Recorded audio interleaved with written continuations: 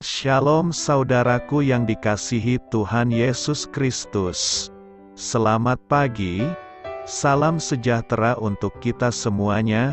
Selamat datang kembali di Renungan Rohani pagi hari ini. Semoga saudara yang terkasih dalam keadaan sehat selalu. Kiranya damai dan sukacita Roh Kudus melimpah di dalam hati dan pikiran saudara saat ini. Sebelum kita mulai renungan pagi ini, marilah kita bersama-sama berdoa. Tuhan Yesus, terima kasih sudah membangunkanku pagi hari ini. Terima kasih atas penyertaan dan perlindungan Tuhan. Semua karena karunia Tuhan aku dapat bangun dengan pagi hari ini. Aku menyerahkan seluruh aktivitasku hari ini ke dalam kuasa tangan Tuhan. Jauhkanku dari yang jahat, ya Tuhan. Tuhan Yesus, tolong lindungi dan berkati aktivitasku hari ini. Tolong berkati juga keluarga dan teman-temanku, Bapa Surgawi, oleh karya Roh Kudus. Tolonglah aku untuk menjauhi segala sesuatu yang melukai hati-Mu. Ampunilah segala dosa kami, ya Tuhan. Dalam nama Tuhan Yesus, aku sudah berdoa. Amin. Sahabat saudara rohani, pembacaan ayat emas Alkitab renungan kita hari ini terambil dari Keluaran 4 ayat 8 sampai dengan ayat 17. Jika mereka tidak percaya kepadamu dan tidak mengindahkan tanda mujizat yang pertama, maka mereka akan percaya kepada tanda mujizat yang kedua. Dan jika mereka tidak juga percaya kepada kedua tanda mujizat ini dan tidak mendengarkan perkataanmu, maka engkau harus mengambil air dari sungai Nil dan harus kau curahkan di tanah yang kering. Lalu air yang kau ambil itu akan menjadi darah di tanah yang kering itu. Lalu kata Musa kepada Tuhan, "Ah, Tuhan, aku ini tidak pandai bicara. Dahulu pun tidak dan sejak engkau berfirman kepada hamba-Mu pun tidak. Sebab aku berat mulut dan berat lidah." Tetapi Tuhan berfirman kepadanya, "Siapakah yang membuat lidah manusia? Siapakah yang membuat orang bisu atau tuli? Membuat orang melihat atau buta? Bukankah aku, yakni Tuhan? Oleh sebab itu, pergilah, aku akan menyertai lidahmu dan mengajar engkau apa yang harus kau katakan." Tetapi Musa berkata, "Ah, Tuhan, utuslah kiranya siapa saja yang patut kau utus." Maka bangkitlah murka Tuhan terhadap Musa dan ia berfirman, "Bukankah di situ Harun, orang Lewi itu, kakakmu? Aku tahu bahwa ia pandai bicara. Lagi pula ia telah berangkat menjumpai engkau, dan apabila ia melihat engkau, ia akan bersuka cita dalam hatinya. Maka engkau harus berbicara kepadanya dan menaruh perkataan itu ke dalam mulutnya. Aku akan menyertai lidahmu dan lidahnya dan mengajarkan kepada kamu apa yang harus kamu lakukan. Ia harus berbicara bagimu kepada bangsa itu. Dengan demikian ia akan menjadi penyambung lidahmu dan engkau akan menjadi seperti Allah baginya. Dan bawalah tongkat ini di tanganmu, yang harus kau pakai untuk membuat tanda-tanda mujizat." Keluaran 4 ayat 8 sampai dengan ayat 17. Inti dari ayat emas renungan kita adalah, "Aku akan menyertai lidahmu dan mengajar engkau apa yang harus kau katakan." Mari kita mulai renungan pagi kita. Judul renungan kita hari ini adalah "Gunakan Suara Anda", ditulis oleh Jennifer Benson Scott. Kisah inspiratif, Lisa menderita gagap sejak usia 8 tahun. Hal itu membuatnya takut menghadapi situasi-situasi sosial yang mengharuskan dirinya berbicara dengan orang lain. Namun, setelah mengikuti terapi wicara yang berhasil mengatasi gagapnya, Lisa memutuskan menggunakan suaranya untuk membantu orang lain. Ia pun melayani sebagai relawan konselor melalui telepon untuk menolong orang yang mengalami tekanan emosional. Saat dipanggil Allah untuk memimpin bangsa Israel keluar dari Mesir, Musa harus menghadapi kecemasannya tentang kemampuannya berbicara. Allah memintanya berbicara kepada Firaun, tetapi Musa sempat memprotes karena ia tidak yakin dengan kemampuannya. Keluaran 4 ayat 10, Allah menantangnya, "Siapakah yang membuat lidah manusia?" Kemudian dia meyakinkan Musa dengan berkata, "Aku akan menyertai lidahmu dan mengajar engkau apa yang harus kau katakan." Ayat 11-12. Tanggapan Allah mengingatkan kita bahwa Dia dapat bekerja dengan penuh kuasa melalui kita, bahkan dalam keterbatasan kita. Namun, meski telah mengetahui hal ini di dalam hati, kita tetap sulit menjalaninya. Musa terus bergumul dan memohon agar Allah mengirimkan orang lain. Jadi, Allah mengizinkan Harun, saudara laki-laki Musa, untuk menemaninya. Masing-masing dari kita memiliki suara yang dapat menolong orang lain. Mungkin kita merasa takut, mungkin kita merasa tidak mampu, mungkin kita tidak tahu harus berkata apa. Allah mengetahui perasaan kita. Dia sanggup menyediakan kata-kata yang perlu kita ucapkan dan segala sesuatu yang kita butuhkan untuk melayani sesama dan menyelesaikan pekerjaannya. Amin. Marilah kita renungkan di dalam hati kita. Bagaimana Allah ingin menggunakan kata-kata Anda untuk menolong orang lain? Bagaimana Anda dapat dikuatkan saat menyadari bahwa Dia mau bekerja melalui diri kita, sekalipun kita takut dan lemah? Hal ini patut kamu ketahui. Ketika Allah memanggil Musa untuk membebaskan orang Israel dari perbudakan di Mesir, Keluaran 3 ayat 1 sampai pasal 4 ayat 17. Musa menolak dengan mengajukan berbagai alasan mengapa ia bukan calon yang tepat. Ia mempertanyakan identitas dirinya sendiri, kekurangan wibawanya dan kecocokan dirinya, kredibilitasnya, serta penerimaan terhadap dirinya. Ia sudah pernah mencoba melakukan peranan tersebut, tetapi langsung ditolak oleh bangsanya sendiri. Ketika ia tidak lagi diakui sebagai anak raja, Musa menjadi pelarian dan kemudian seorang gembala rendahan selama 40 tahun terakhir. Namun, Allah meyakinkannya akan keterlibatan dirinya dan kehadirannya yang penuh kuasa. Ketika Musa mengajukan keberatannya yang keempat, ia menyebutkan ketidakcakapannya berbicara sebagai pemimpin. Allah berjanji akan memberi Musa kecakapan agar ia dapat berbicara dengan penuh kuasa dan efektif. Karena sudah kehabisan alasan, Musa pun memohon, Tuhan, utuslah kiranya siapa saja yang patut kau utus. Dan inilah alasan sebenarnya di balik keengganannya. Akhirnya, Musa menerima tugasnya, dan Allah pun memberinya kuasa seperti yang dijanjikannya.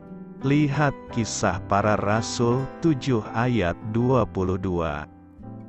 Saya memiliki kisah inspiratif yang saya temukan di artikel jawaban. Berikut isinya. Aku terlahir dengan Down syndrome lebih dari 30 tahun lalu. Hal ini membuat beberapa hal jadi sangat sulit. Ketika aku masih muda, aku menghabiskan banyak waktu untuk bertanya pada Tuhan, "Mengapa Engkau membuatku dengan Down syndrome? Kenapa aku tidak bisa memiliki hidup yang normal seperti orang lain?" Aku bilang padanya setiap waktu bahwa aku tidak menyukai mengidap Down syndrome. Aku terus berpikir, jika saja aku tidak memiliki Down syndrome, aku akan merasa bahagia. Terkadang aku berpikir Tuhan membuat kesalahan ketika Dia membuatku. Ibu dan ayahku selalu mengatakan padaku bahwa mereka sangat mencintaiku, dan bahwa mereka tidak bisa lagi mencintaiku lebih dalam lagi. Tapi terkadang jauh di dalam hatiku aku selalu bertanya-tanya jika mereka akan lebih mencintaiku jika aku tidak menderita Down syndrome. Ketika aku di sekolah menengah, anak-anak di sekolah menengah, anak-anak di bus sekolah sangat jahat padaku. Mereka menertawakanku, mengejekku, dan mereka mengataiku dengan berbagai panggilan yang buruk, dan mengatakan padaku bahkan orang tuaku tidak mencintaiku. Itu sangat menyakitiku. Ketika aku turun dari bus sekolah di siang hari, aku akan menangis. Ibuku menemuiku di pintu rumah, dan kami akan berbicara dan berdoa setiap hari. Dia katakan padaku bahwa orang-orang biasa mengatakan hal-hal buruk tentang Yesus dan mengatai Dia juga. Jadi dia tahu persis bagaimana perasaanku. Dia mengatakan bahwa kebenaran sejati hanya ditemukan dalam firman Tuhan, bukan apa yang dikatakan orang lain tentangmu. Dia mengatakan kepadaku bahwa jika aku dapat menemukan di mana saja di Alkitab di mana Tuhan mengatai aku dengan hal buruk, atau mengatakan aku adalah sebuah kesalahan, Dia akan membayarku $5.000. Aku menghabiskan banyak waktu membaca Alkitab untuk menemukan apa yang Tuhan katakan tentangku. Semua ayat Alkitab yang kutemukan mengatakan sebaliknya. Jadi aku tidak pernah mendapatkan $5.000. Beberapa dari ayat Alkitab kesukaanku adalah Mazmur 139 ayat 14 di mana Tuhan mengatakan, "Aku bersyukur kepadamu oleh karena kejadianku dahsyat dan ajaib. Ajaib apa yang kau buat? Dan jiwaku benar-benar menyadarinya." Tuhan memberitahuku bahwa aku adalah milik-Nya yang berharga. Tuhan memberitahuku dalam Mazmur 17 ayat 8, "Aku adalah biji mata-Nya." Dalam Ulangan 7 ayat 6, Tuhan memberitahuku bahwa aku adalah milik-Nya yang berharga. Dalam Filipi 4 ayat 8, Tuhan memberitahuku untuk berpikir tentang apapun benar, mulia, benar, murni, dan indah. Aku sering berpikir tentang kebenaran yang Tuhan katakan dan menghabiskan waktuku untuk memikirkan apa yang dikatakan Tuhan itu benar. Lalu, ayat terakhir yang ingin kubagikan adalah Mazmur 119 ayat 114. "Engkaulah persembunyianku dan perisaiku. Aku berharap kepada firman-Mu. Keyakinan dan harapanku dalam Tuhan. Aku tahu sekarang, alih-alih menjadi kesalahan, aku adalah milik Tuhan yang berharga." Aku suka mengingat ayat Alkitab dan memenuhi pikiranku dengan kebenaran apa kata Tuhan tentangku. Pengertian ini membawa semua perubahan dalam hidupku. Sekarang aku mengaku bahwa Tuhan memiliki sebuah rencana untuk hidupku, dan Dia membuatku seperti apa adanya diriku untuk tujuannya yang spesial. Aku masih mengidap Down syndrome. Tapi sekarang daripada berkata, jika saja aku tidak mengidap Down syndrome, aku mengatakan, jadi apa? Aku akan memuliakan Tuhan seperti cara Dia menciptakanku. Aku tahu Dia mencintai dan mempedulikanku dengan segenap hatinya. Tuhan menunjukkanku bahwa aku bukanlah sebuah kesalahan, tapi aku adalah hadiah yang berharga, harta miliknya yang berharga. Kita memiliki pilihan untuk percaya dan memenuhi pikiran kita dengan kebenaran Tuhan, yang akan merubah hati kita, atau mendengar apa yang orang lain katakan dan menjadi sedih karenanya. Itu adalah pilihan yang harus kita buat. Dalam Keluaran 4 ayat 10, Musa mengatakan pada Tuhan bahwa dia tidak bisa melakukan apa yang Tuhan katakan padanya karena dia lambat bicara. Dalam Keluaran 4 ayat 11-12, Tuhan berkata kepadanya. Tetapi Tuhan berfirman kepadanya, "Siapakah yang membuat lidah manusia? Siapakah yang membuat orang bisu atau tuli? Membuat orang melihat atau buta? Bukankah Aku, yakni Tuhan? Oleh sebab itu, pergilah, Aku akan menyertai lidahmu dan mengajar engkau apa yang harus kau katakan." Dia menciptakanku persis seperti Dia menciptakanku untuk tujuan khusus yang dibuatnya. Ada pekerjaan khusus yang Dia miliki untuk kulakukan dan hanya bisa dilakukan olehku, seperti Dia menciptakanku. Jika aku menghabiskan waktuku untuk berharap seandainya saja aku berbeda, aku tidak akan pernah pergi untuk melakukan hal-hal yang Tuhan ingin aku lakukan. Terkadang iblis mencoba memasukkan pikiran ke kepalaku dan memberitahuku bahwa aku tidak baik dan hal-hal semacam itu.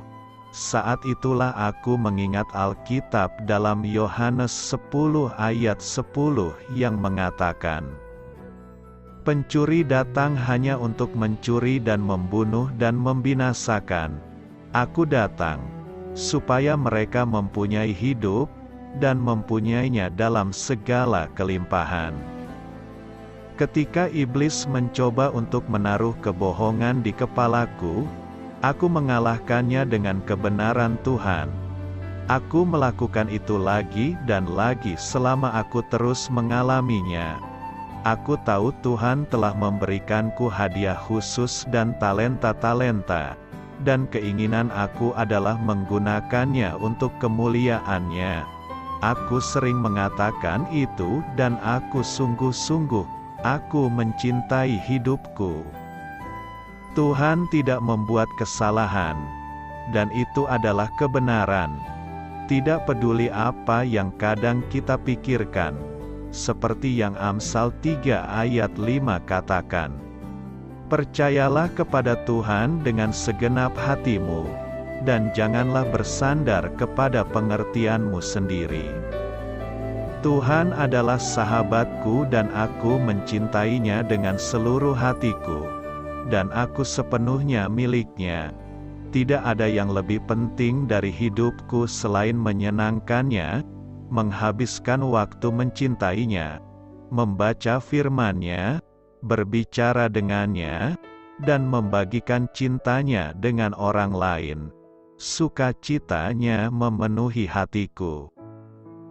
Jika hatimu bersedih karena kamu berharap Tuhan membuatmu berbeda, baca firman-Nya kebenaran dari apa yang Dia katakan tentangmu, percayalah, dan biarkan Dia mengubah hatimu. Tidak ada yang tak mustahil bersama Tuhan. Dia tentu saja mengubah hatiku. Tuhan, Aku berdoa untuk setiap orang, Engkau akan memenuhi hati mereka dengan kebenaran-Mu tentang siapa sebenarnya mereka dan seberapa besar Engkau mencintai mereka. Amin.